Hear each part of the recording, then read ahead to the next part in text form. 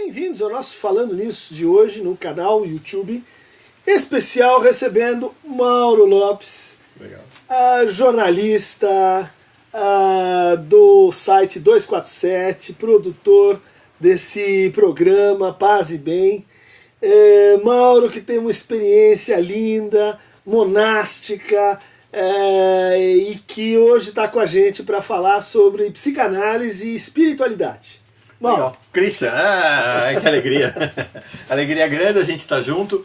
Christian Dunker, psicanalista, uma referência em psicanálise no Brasil, uma referência em pensar o Brasil para todos nós. A gente se conheceu no 247, eu fiz um contato com ele para que ele fosse no estúdio da TV 247 para uma entrevista e nosso santo bateu. Bom, já que eu vou lá de espiritualidade... Sim, as auras se encontraram.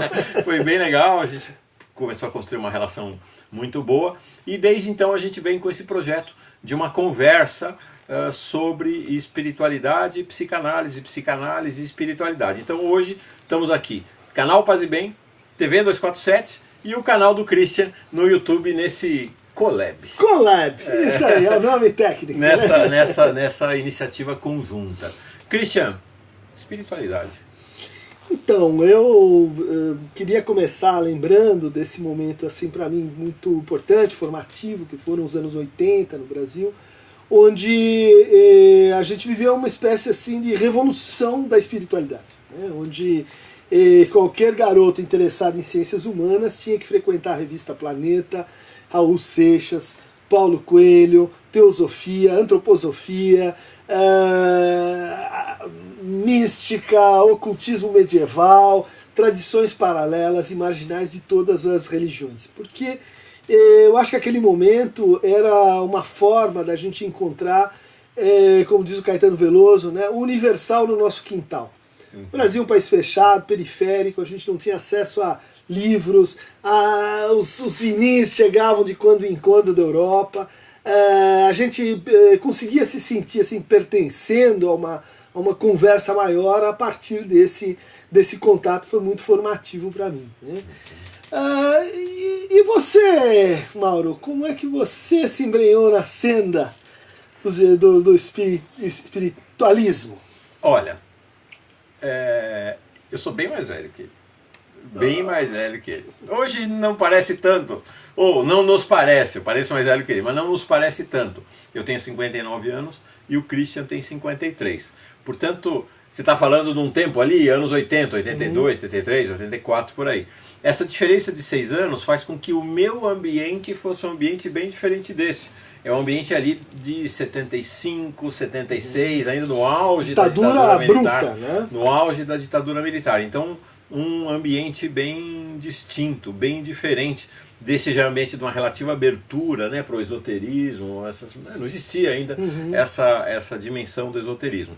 Eu era, até 12, 13 anos de idade, um menino católico, de família católica, que pensava uma das possibilidades para o futuro era ser padre. Eu pensava em ser padre ou jornalista, ou padre ou advogado. Não virei nenhuma coisa nem outra, acabei virando jornalista porque ingressei no jornalismo logo aos 16 anos de idade. Mas, como eu acho que deveria ser, todo jovem católico, cristão, era muito vinculado à temática social. Hoje já não é mais bem assim, mas muito vinculado à preocupação com os temas da justiça, da injustiça. E aí eu brinco assim, a teologia da libertação foi uma conspiração contra mim, porque quando eu me aproximei da universidade, ali um pouco antes de chegar na universidade, comecei a me aproximar do movimento estudantil, aos 16 anos de idade, não tinha mais o cristianismo de esquerda na universidade, tinha ido para a periferia, para os pobres, fazer esse caminho bonito que a teologia da libertação fez na direção dos comunidades pobres. Eclesiais de base. Exatamente, né? Exatamente. Então eu cheguei na universidade, ou nem na universidade ainda, cheguei no movimento estudantil, 76, eu tinha 16 anos ainda, e só tinha as organizações comunistas, marxistas. E eu falei, uau, mas isso é o cristianismo verdadeiro?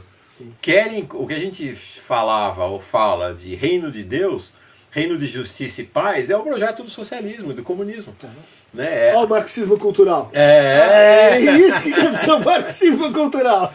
E vamos lembrar que aqui no Brasil ainda a gente vivia um ambiente de esquerda da utopia do socialismo. Você não tinha ainda o trauma da União queda do muro, Soviética, da 89. queda do muro. Então era um ambiente ainda em que o socialismo era uma referência muito próxima da ideia do paraíso, Sim. da ideia do reino de Deus, da ideia do reino da justiça e da paz. A gente conheceu verdadeiros comunistas, né? Exato. Do partido, que tinham uma orientação assim, para a revolução. Né? A gente viveu, de certa forma, a reinvenção e a desconstrução disso. Né? Mas era um ambiente, por outro lado, de uma intransigência Sim. forte dos dois lados, mas mesmo dentro, né, dentro do marxismo, das correntes comunistas, socialistas, marxistas, acho que uma leitura reduzida do que é o materialismo histórico, o materialismo dialético, e eu fiquei fascinado por aquilo, eu falei, quero fazer parte disso. A igreja tinha assumido, quero fazer parte para entrar no PCdoB.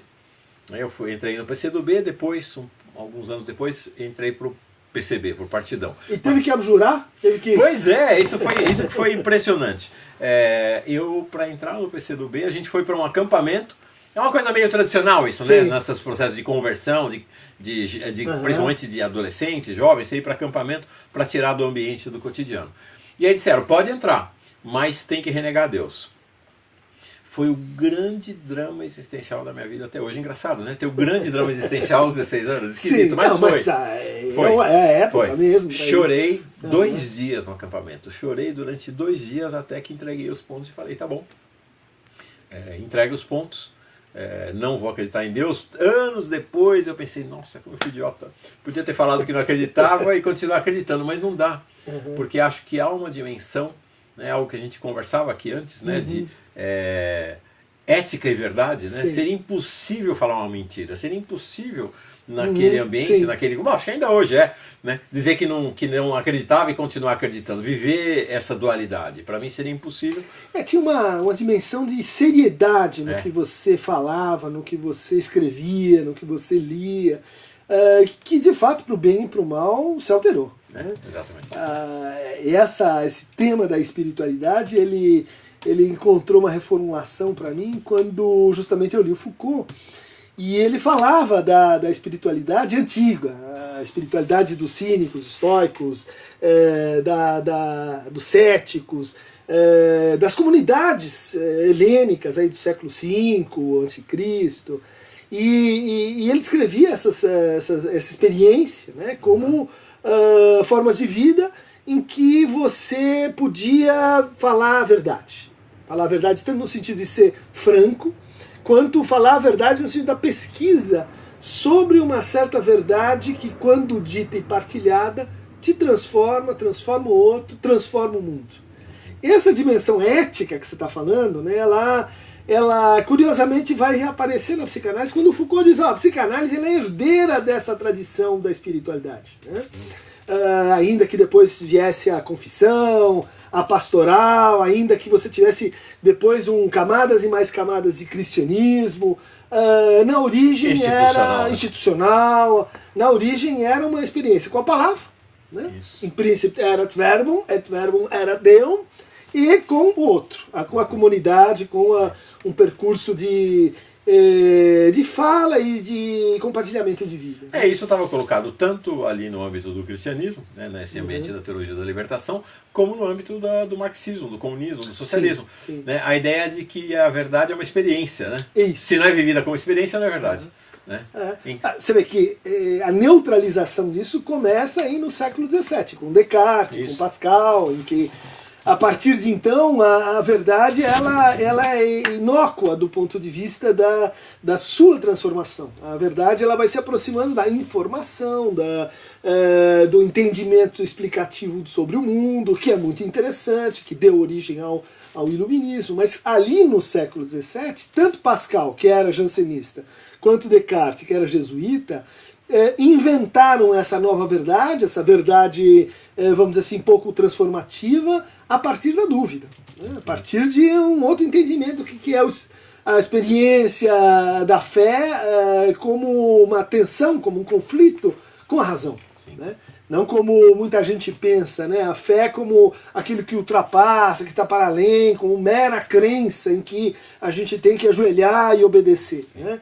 E essa dimensão, não sei como você vê, Mauro, mas ela de repente se apagou no Brasil, ou aparentemente se apagou. Né? E a fé virou uma questão estritamente assim de obediência comportamental e de instrumentalização prática, de teologia da prosperidade. Acredite e vença. Acredite e seja contemplado. Acredite e vai ser protegido. Isso é um corte pra gente, né? É um corte radical, porque isso significa um tipo de...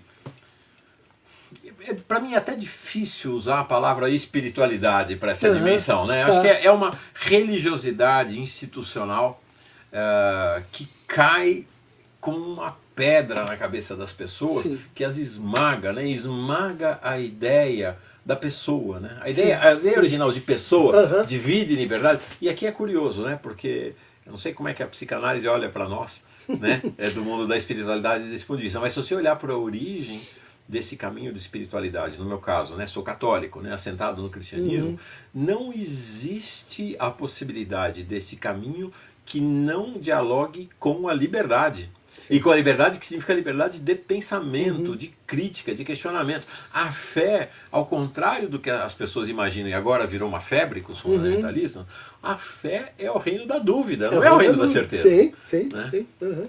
Inclusive, quando a gente pensa no que Freud falou sobre as religiões, acho que a gente tem uma grande bifurcação. Uma coisa é a crítica psicanalítica da institucionalidade religiosa, né? É por isso que eu vou defender a palavra espiritualidade, né? Porque espiritualidade, de certa forma, é tudo aquilo que não conseguiu entrar muito bem na instituição, né?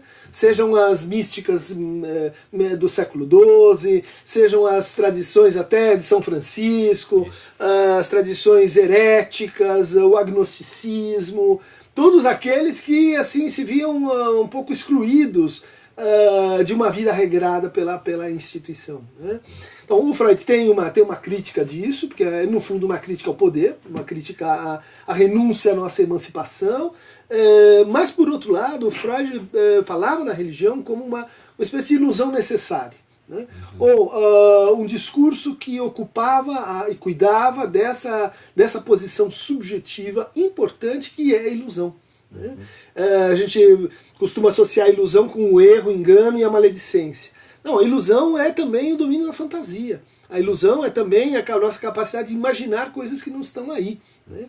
Então essa tensão no Freud entre o ilusivo, que faz parte do real, e a crítica da ilusão segue a tradição de Descartes e Pascal, segue a tradição do Hegel, que falava da história como esse movimento de descoberta das nossas ilusões. Uma análise, no fundo, é isso. Não é a erradicação das ilusões completamente, mas a descoberta de como elas funcionam, de qual a lógica. É uma genialidade do Freud, né? Porque apesar de ele estar fortemente assentado nesse mundo ali da racionalidade, do iluminista, ele ultrapassa, né?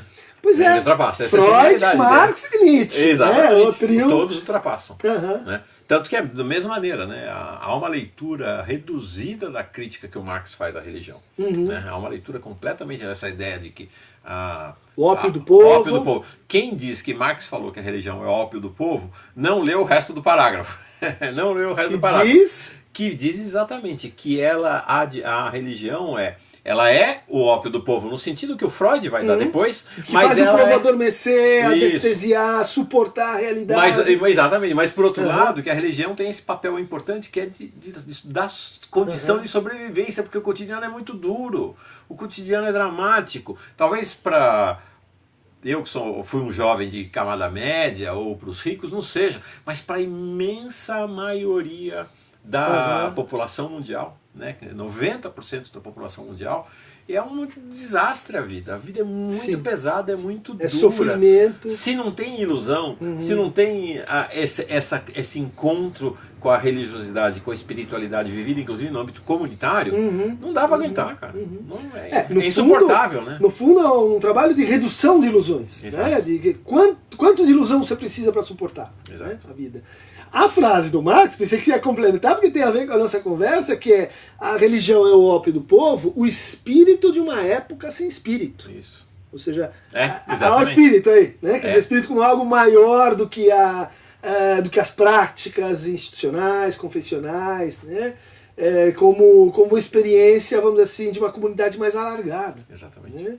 maior do que a nossa família, do que aqueles que pensam como a gente, do que aqueles que comungam, vamos dizer assim, exatamente dos mesmos princípios, com a mesma certeza.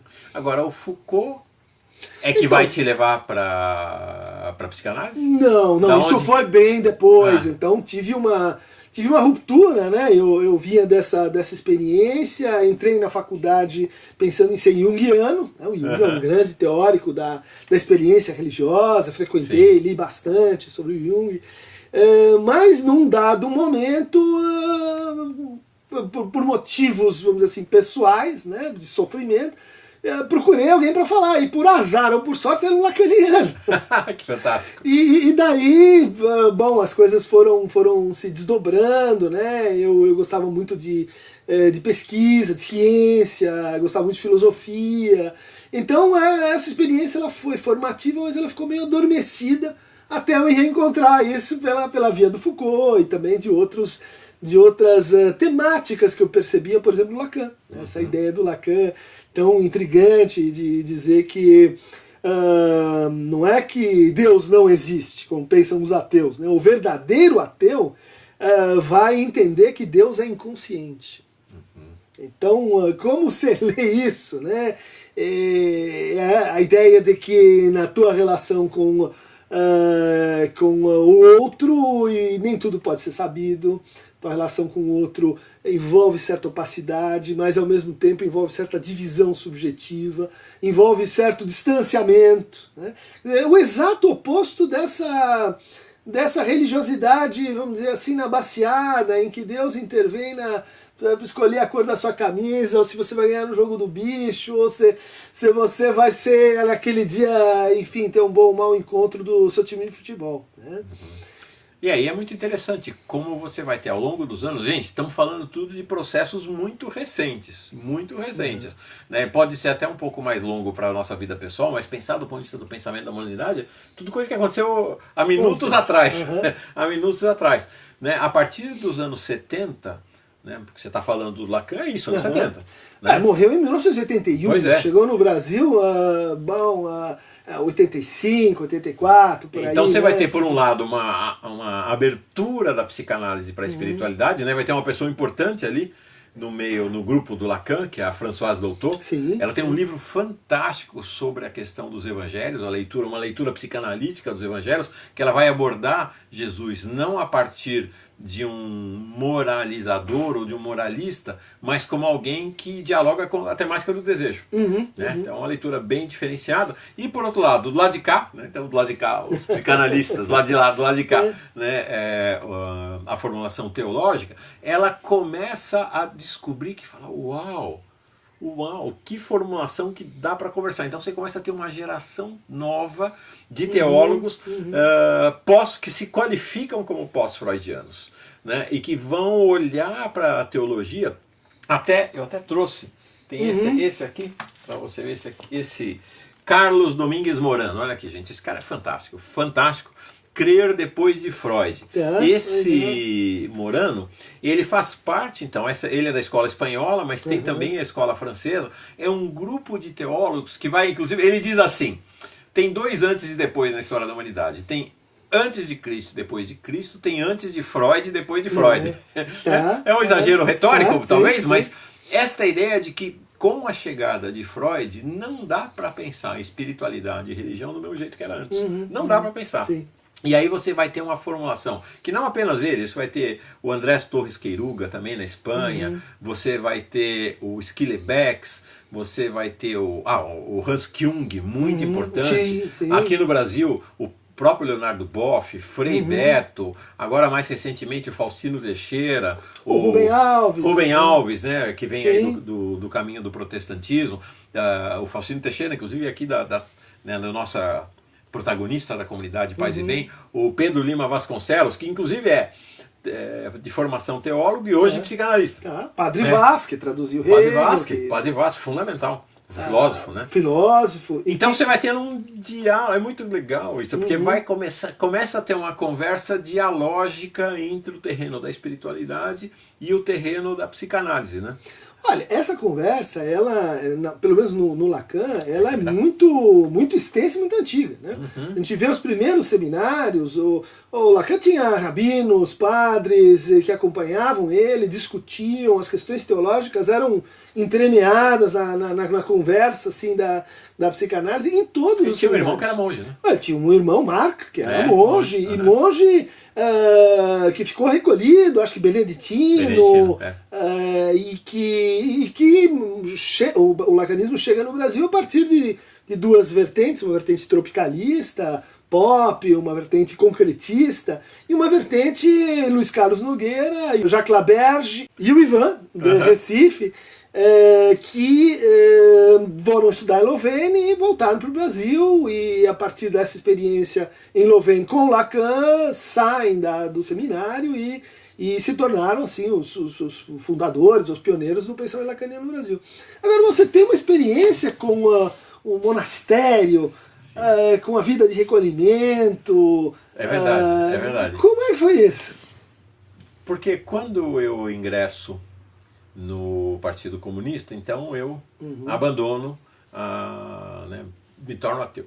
Né? Deixo de acreditar ou de dizer para mim que não acredito, passo a dizer para mim que não acredito mais. E foi um período muito rico, né? Um período do movimento estudantil. Depois fui trabalhar como jornalista ainda com 16 anos no jornal alternativo, depois no jornal do Partido Comunista, Voz da Unidade, e depois com o tempo isso foi mudando, a vida o cotidiano foi se colocando, começou a haver a queda da União Soviética, uma descrença grande, enfim, minha geração teve muito desse percurso mesmo. E ingressei nos piores anos da minha vida, que foram os anos do ceticismo, do certo cinismo, que é não acreditar mais em nada e querer cuidar de ficar rico. Trazido pelo jornalismo, pelo marketing, fui para a Folha, exato, montei uma agência de comunicação, fiquei rico, fiquei rico de fato, não é? Enriqueci, e um período de grande, né, infelicidade. E aí vou reencontrar a religião aos 40 anos de idade, eu me reconverto. A gente fala na espiritualidade, né, que a gente passa por caminhos de reconversões permanentes. Né? Permanente você está se reconversão, né, mudar de rumo. Permanentemente a gente está fazendo pequenas mudanças de rumo, correções de rota. Que você sabe, era uma prática, voltando aos primórdios, né, helenísticos, era uma prática ligada a quando o escravo se tornava liberto. Em que você então deixava ele ir e o último gesto dele antes de ir era dar uma volta sobre si mesmo. Né?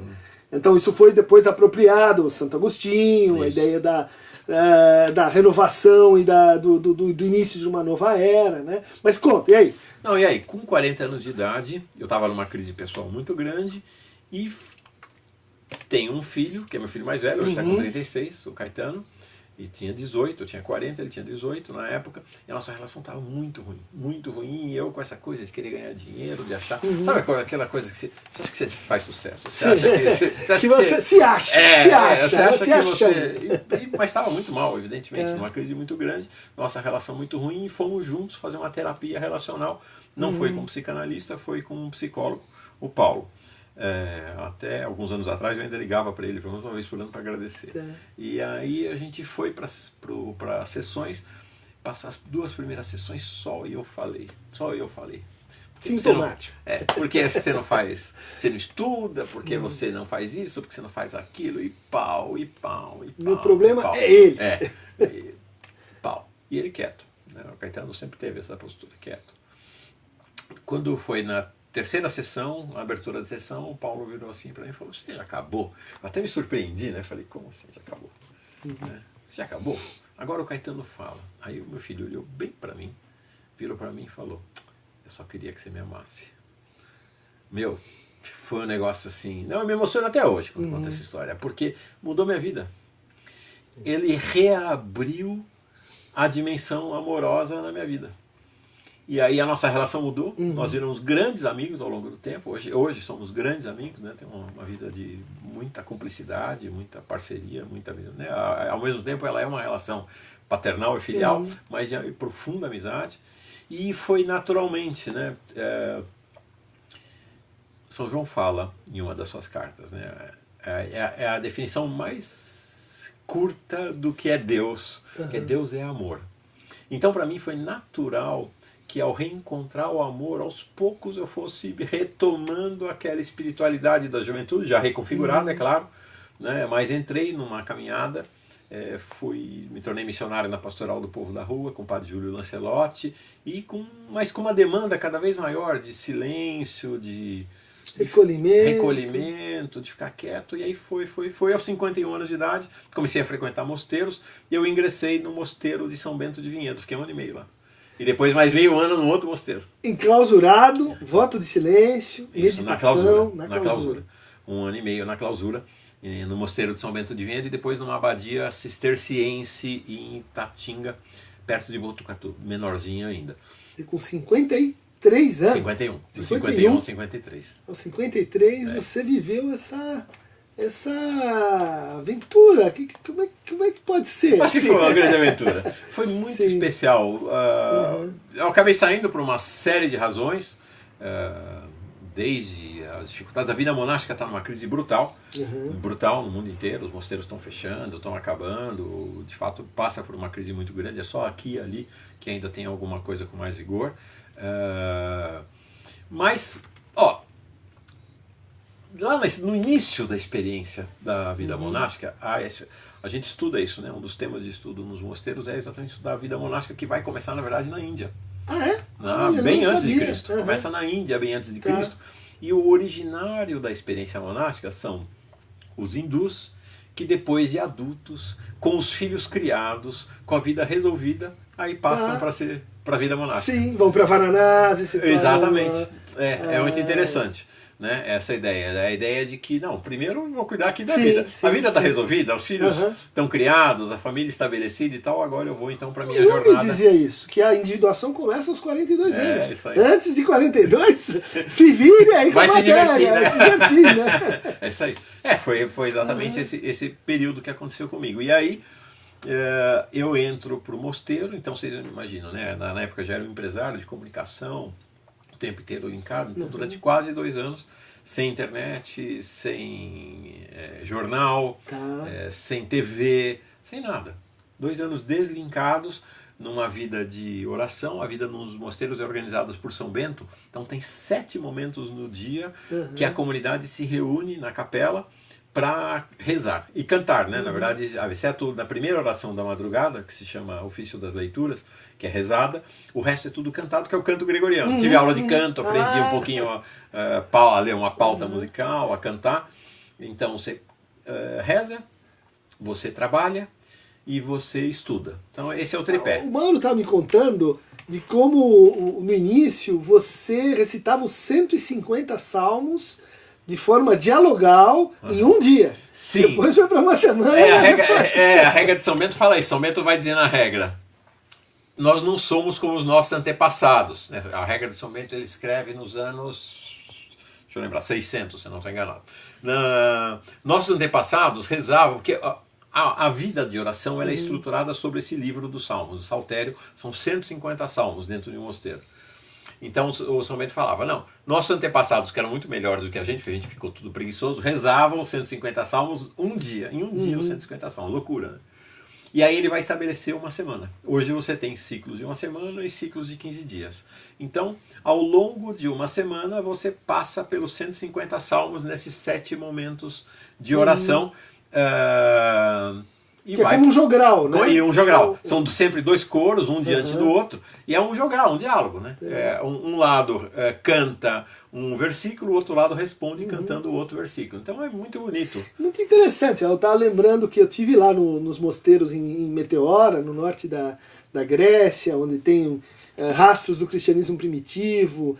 E a gente via a cova de São Atanásio, a cova de São Teodoro, e que são um complexo de mosteiros em que a voz reverbera profundamente. Então eu fiquei imaginando a tua experiência, né, nesse conjunto assim de uma arquitetura em que você é exposto a essa experiência, em que há algo que, vamos dizer assim, ecoa, que reverbera para além da palavra. atravessando a palavra, né? Em diálogo com a própria palavra, no sentido, do significado e do conceito. Né? E uma outra questão, né, que eu acho que é importante, Christian, que é pensar uma outra maneira de viver o tempo. Porque você vive o tempo, os mosteiros são antes da era da reprodutibilidade das mídias, das obras de arte. Sim. Então, diferentemente dessa coisa moderna e sobretudo pós-moderna, né, de que está tudo à mão, né? Qualquer coisa que eu quiser está aqui dentro, né? Tem música aqui dentro, tem notícia, tem você tudo pode aqui dentro. Ocupar o dia inteiro disso e tá à minha disposição. Na dinâmica monástica, isso é diferente. A gente volta a aprender que tudo tem seu tempo e que tem que esperar. Então, por exemplo, só para dar um exemplo, a última oração da comunidade chama-se completas. Depois das completas vai cada um para sua cela, né? O nome cela. Cela não é as cadeias, as celas das cadeias tomam o nome dos mosteiros e não o contrário. É porque o nome era cela no mosteiro que virou nas cadeias. Quem está numa experiência de cela pode lembrar que é o Lula. A dignidade desse lugar. Né? Que é o Lula. E o Lula está vivendo não à toa. Né? Eu sei porque o Lula, enfim, ele assiste o Paz e Bem, a gente dialoga, troca correspondência e tudo. Ele está vivendo uma experiência de intensa espiritualidade lá na cela dele. Ele prefere chamar de sala, mas é uma cela. Né? Então o que acontece? O último canto da noite é um canto à Nossa Senhora, que é muito importante na vida católica em geral, mas na vida monástica em particular. Então, você passa o ano inteiro cantando uma música que é o Salve Rainha. Salve Rainha, Mãe de Misericórdia, e canta-se ou em português ou em latim. Só na Páscoa você troca esse Salve Rainha por um canto que eu acho que é um dos cantos mais bonitos, me arrepia toda vez que eu ouço, que é o Regina Coeli. Regina Coeli, letare, aleluia, cuiá. Mas é assim, você só canta no período da Páscoa. O resto do ano você tem que esperar. Então eu que adoro esse canto, eu precisava ficar esperando o ano inteiro para chegar no tempo da Páscoa para ouvi-lo. Então tem a passagem do tempo muda. Sim. Muda. Interessante, né? E é uma experiência que eu acho que é convergente com a psicanálise. Né? Essa ideia de que o inconsciente ele não é uma coisa, não é uma substância, mas ele é algo que pode ser aprendido numa estrutura temporal. Não tem inconsciente assim fora do tempo. Ele é uma dilatação, um corte, uma instantaneidade, ele é uma experiência com o tempo. Então quando a gente vai para uma análise, né, acho que retomam o que você estava falando do teu encontro com o teu filho, né, que você falou, muito quieto. E logo depois você vai uma experiência de solidão. Não pude deixar de ouvir essa inquietude, né? essa correspondência. Mas o Freud dizia, no fundo, a psicanálise é uma forma da gente pegar aquele que desaprendeu, esqueceu, não sabe mais amar, né? Mas sabe se ocupar, sabe o que é melhor para o outro, sabe dizer o que é o bem, sabe assim, moralizar e disciplinar o outro, mas esqueceu como ama. Né?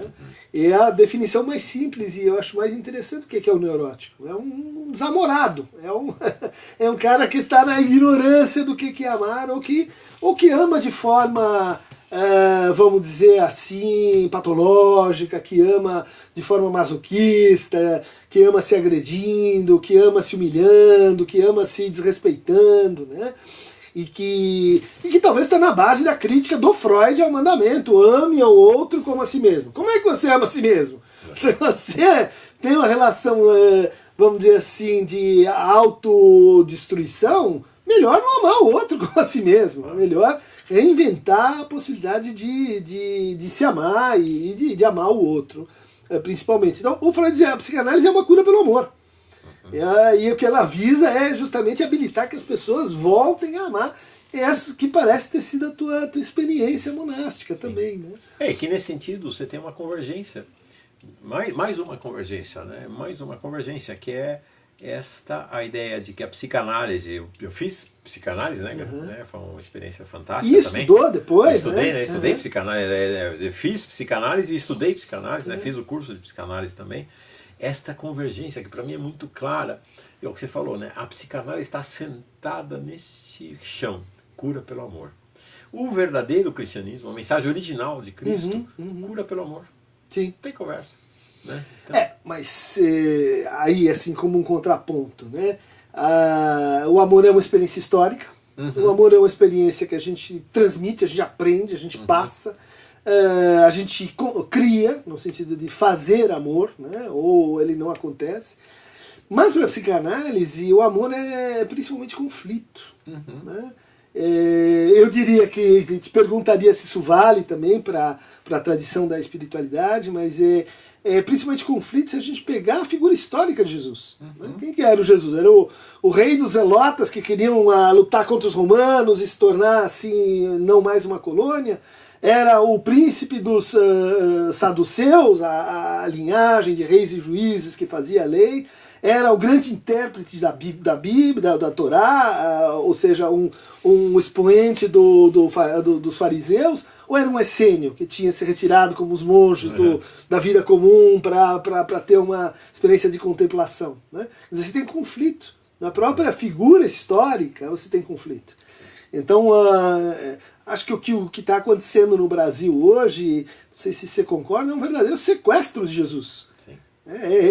Em vez da gente admitir que é uma figura assim, múltipla, híbrida, uma figura de conflito, de pacificação também, mas que reconhece o conflito, a gente tem Jesus em cima da goiabeira, Jesus atrás de uma arma, Jesus empreitando programas políticos, bancada evangélica junto com bancada da bala. Como que... Loucura. Porção de imãs à tarde. Como isso aconteceu? Me explica, Mauro. É uma deterioração, né, da mensagem original, porque de fato é o que você fala. Jesus é um homem conflitado. Ele né, para nós ele é homem. E é Deus. Para nós é isso. Né? Divisão. Né, ele é um homem conflitado. Né? Tanto que ele vai chorar no Monte dos Oliveiras, ele vai chorar, mas eu preciso, ele sabe que vai ser preso e que se for preso vai ser torturado e vai ser morto, e ele fala, mas eu preciso mesmo, né? Ele reluta, ele não quer, ele resiste, até que ele se entrega à sua missão. Então ele vive o conflito interno e ele fala, eu não vim trazer a paz, eu vim trazer a espada. Eu vim trazer a divergência. Para os zelotas, eu tô com vocês aí. Isso aí, eu vim trazer o conflito, né? Então, acho que são duas dimensões de Jesus que são ambas deturpação. Essa ideia de um Jesus água com açúcar não existe. Não tem nenhum assentamento nos evangelhos, não tem. Esse Jesus água com açúcar, bonzinho, santinho. Obediência, né? Que diz assim, você vai se salvar pela obediência. Não existe. E não existe também este Jesus Cristo que se deixa instrumentalizar para servir ao poder. Né, para estar a serviço do sistema, para estar a serviço da opressão do outro, para ser alguém que vai ser utilizado para dizer para você, obedece ou é pau, né? Obedece ou vai para o inferno, obedece ou vai viver o inferno. Pecado não é um tema para Jesus. Você olha os evangelhos todos, não tem pecado, o tema do pecado não existe. Não está colocado ali o tema do pecado. Né? Uma das parábolas mais bonitas, mais significativas, tem vários livros escritos sobre essa, mais emocionantes, que é do filho pródigo. Né? O nome é até errado, né? O pai que é pródigo. O filho vai embora, pega a herança dele adiantada, vai embora, gasta tudo, volta, né? Acabado, arrasado. E o pai está lá esperando, está olhando na estrada, quando vê o filho voltando, vai lá e abraça. Não tem nenhuma... Não tem o pai, não fala, poxa, mas... E aí? Né? Onde está? E a culpa? E o pecado? E o arrependimento? Ele não pede arrependimento, ele não pede nada. É só acolhimento. É só acolhimento. Porque a questão da conversão não pertence ao pai. Ele sabe disso, pertence ao filho, o problema do filho. Se o filho vai converter, não vai converter, vai mudar, não vai mudar. Então não tem culpa, não tem punição, não tem nada. Então não existe esta deturpação de Cristo que hoje é vendida com um único objetivo. Controle. Controle. Mas eu acho que a gente tem também, não sei se você concorda, Mauro, um outro processo muito caro na psicanálise, na qual a religiosidade, a espiritualidade estão muito envolvidas, que é o processo de transmissão cultural, né? De transmissão simbólica dos desejos, das histórias, das narrativas, dos saberes, das soluções que a gente tem para as questões morais e políticas desde sempre, né? Ou pelo menos desde que a gente tem a linguagem escrita e esse modelo de transmissão, né? Então, durante talvez a maior parte da civilização, pelo menos ocidental, a gente tinha um livro que tinha essa função pedagógica, histórica, cultural, e que formou a figura do estudioso, daquele que tem uma relação de pesquisa com a divindade, em que ela está numa certa opacidade, ela está numa certa distância, né? E que, portanto, a boa-fé é aquela que é posta à prova, aquela que aguenta a crítica, aquela que aguenta vamos dizer assim, a insubmissão da razão, né? Mas acho que no Brasil essa dimensão de transmissão cultural ela foi assim sendo relegada, né?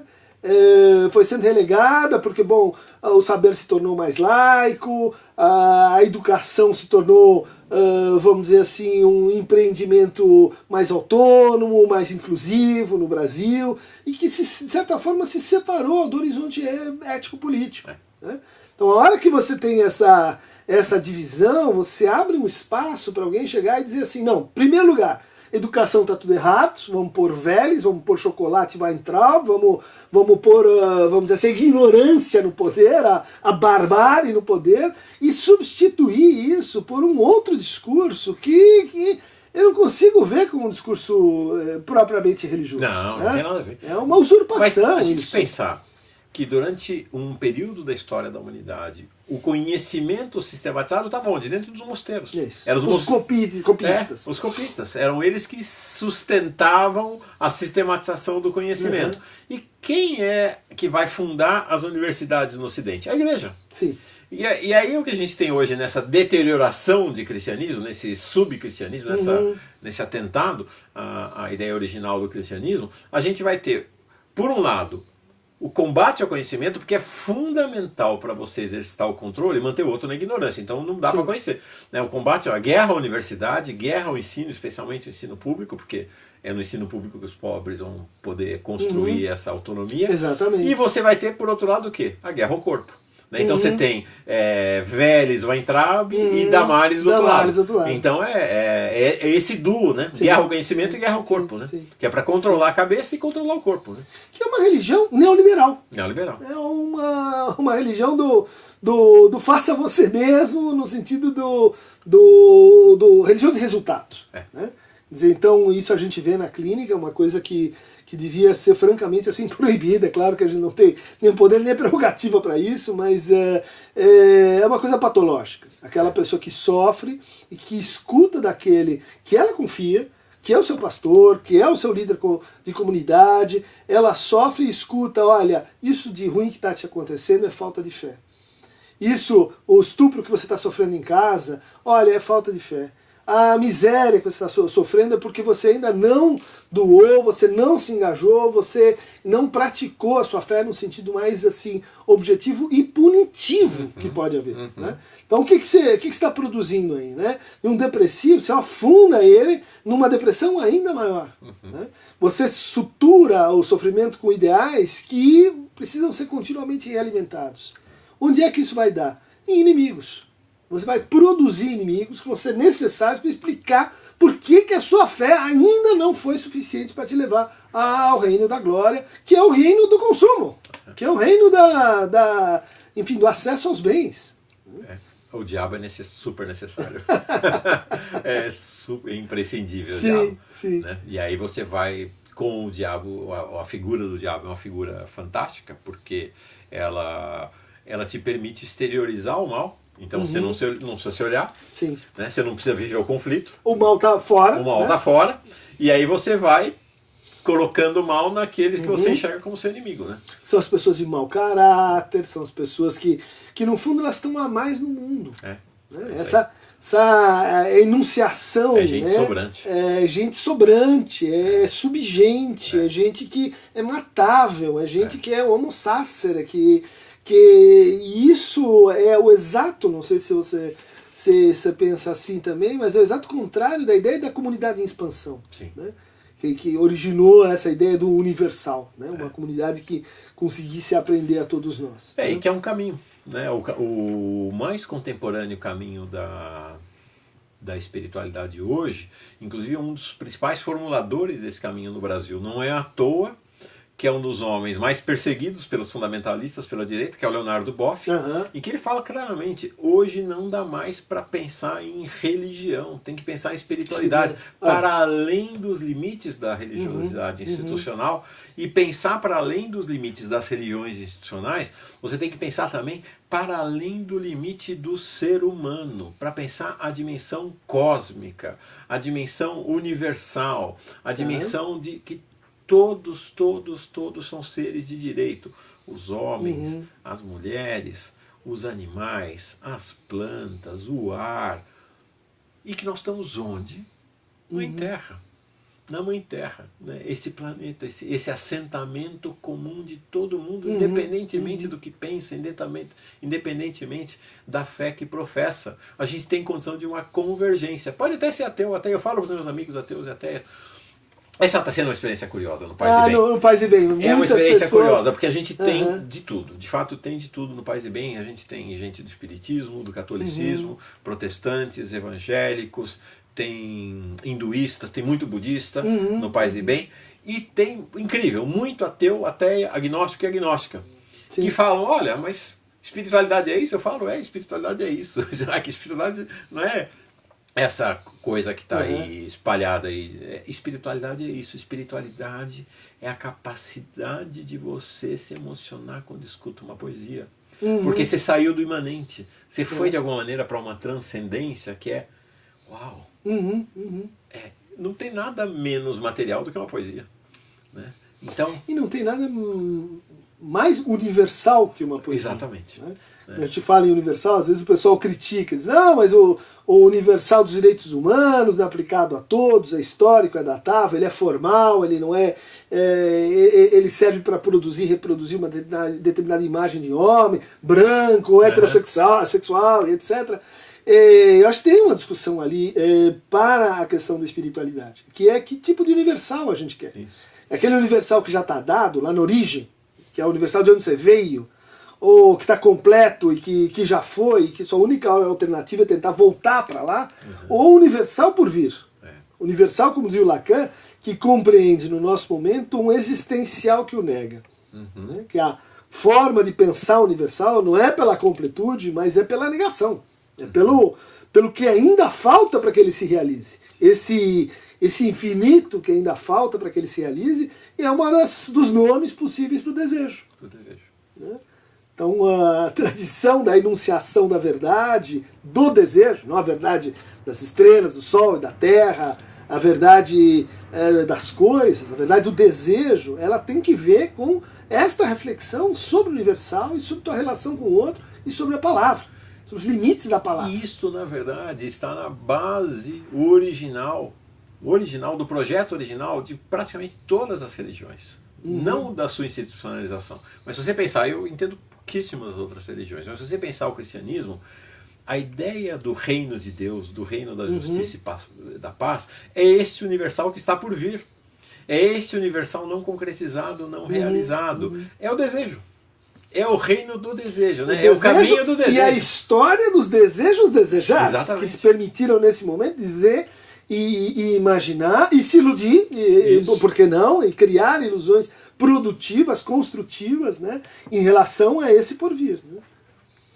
No fundo, que a gente, não sei se você concordaria, né? A gente está dizendo esse universal por vir é o campo da política. Sim. É isso que a gente precisaria mais, né? De como a política e a espiritualidade não são campos estranhos, como se você se mete com política, então você tem interesses. Então você tem gosto pela materialidade. Então você só quer ganhar. Então você é um egoísta.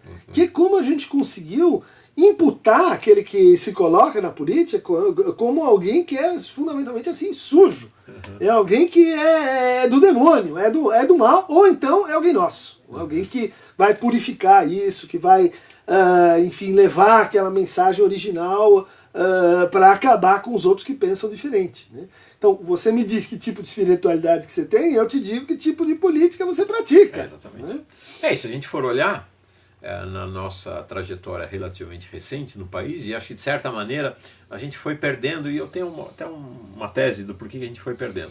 Olha a origem do PT.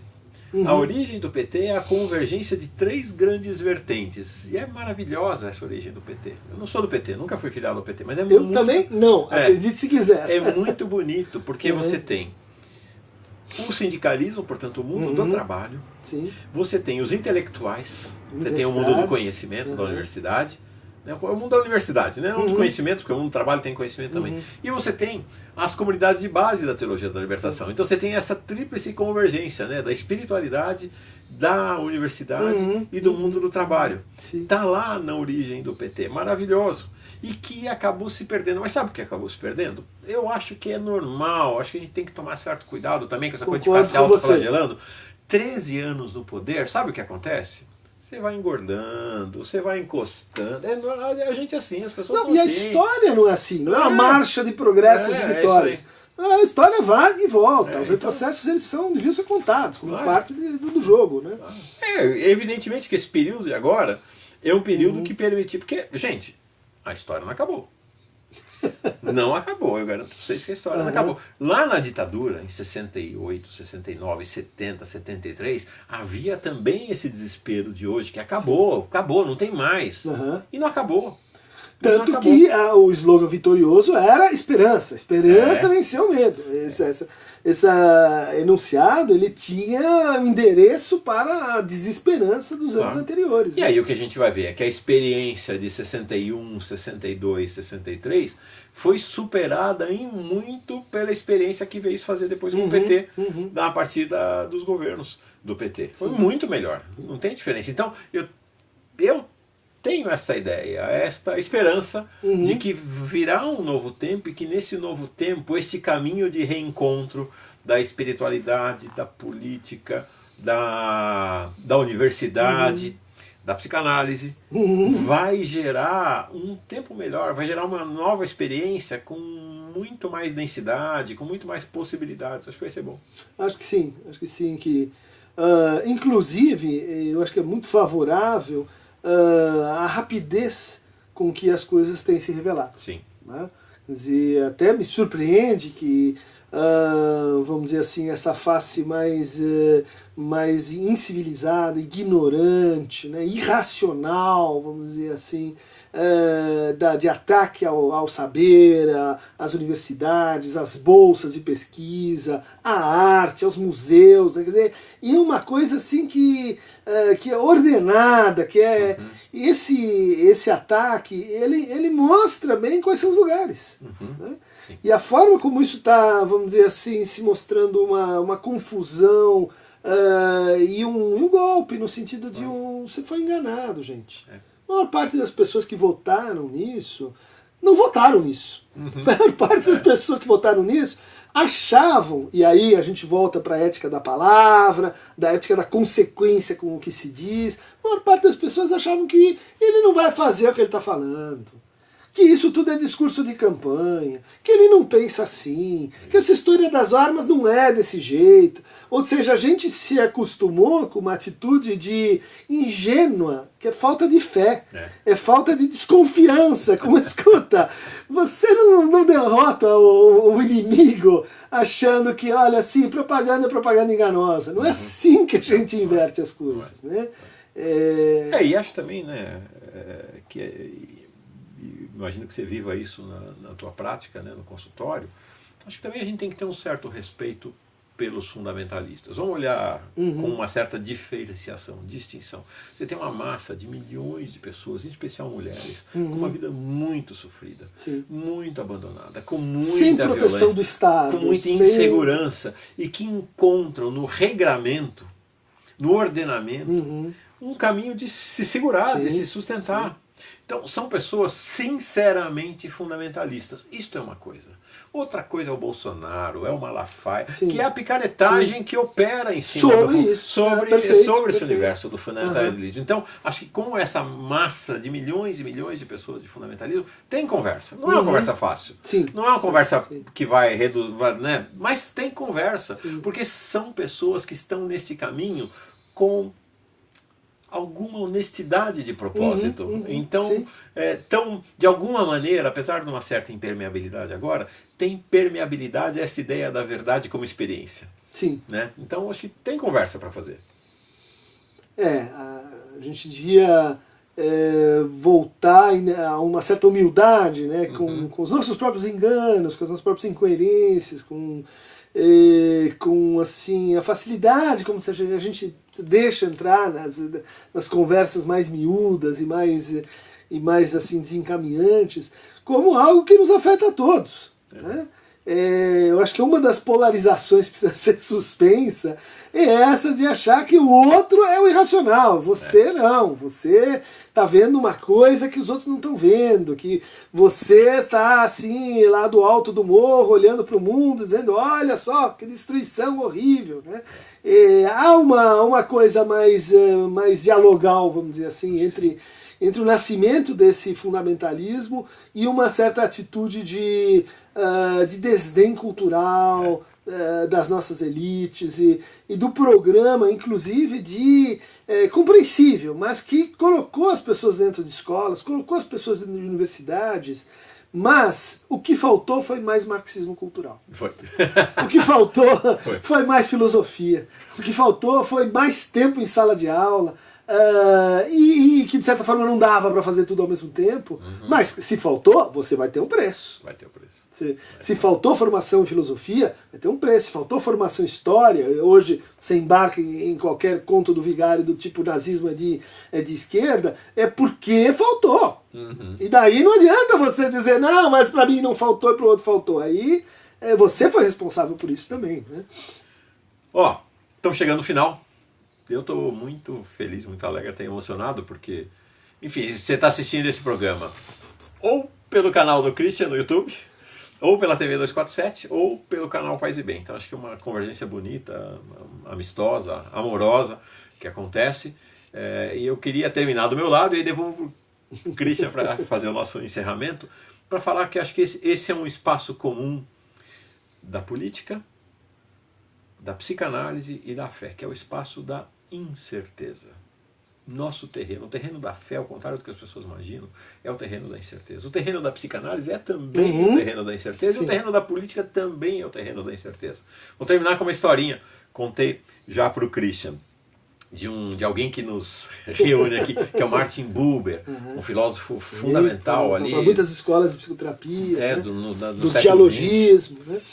Ele é do eu e tu, enfim, é o fundador da filosofia do diálogo, vamos dizer assim, né? Dessa ideia do diálogo como centro da vida. Então viveu ali nos anos, começou a formular a partir dos anos 20 do século passado, e ele fez um estudo muito aprofundado, né, judeu, e fez um estudo muito aprofundado também do hassidismo. O hassidismo é um movimento judaico ali século XVI, XVII, da Europa Oriental, e que tinha a coisa da vida em alegria. Né? Depois o hassidismo virou outras coisas, mas acho que era um negócio assim bonito, né, de recuperação da originalidade, e ele foi estudar então o hassidismo e colecionava histórias, como se fossem pequenas parábolas, ou no caso aqui dos cristãos, os fioretti, né, as historinhas de São Francisco. E tem uma história muito bonita que ele conta, que é assim, então lá na Polônia vai o sábio, o iluminista, aquele que sabe tudo da cidade, discutir com o rabino e dizer, vou acabar com aquele rabino lá, mostrar que essa história de religião é tudo falsidade e tal. E ele chega na casa, a mulher do rabino recebe ele, pede para ele sentar, que o rabino está lá no escritório rezando, e ele está assim, tipo num corredor, sabe? Ele sentado aqui e ele viu o rabino lá no final. E aí o rabino lá, com a Torá aberta e rezando, né, fazendo lá o gesto da oração. Aí lá pelas tantas, então o rabino fecha o livro e fala, e tudo isso pode ser verdade. Aí o sujeito levantou e foi embora, né? Porque isso é incerteza. Né? É o maravilhoso terreno da incerteza. Né? É angustiante, mas é maravilhoso, é insubstituível. Né?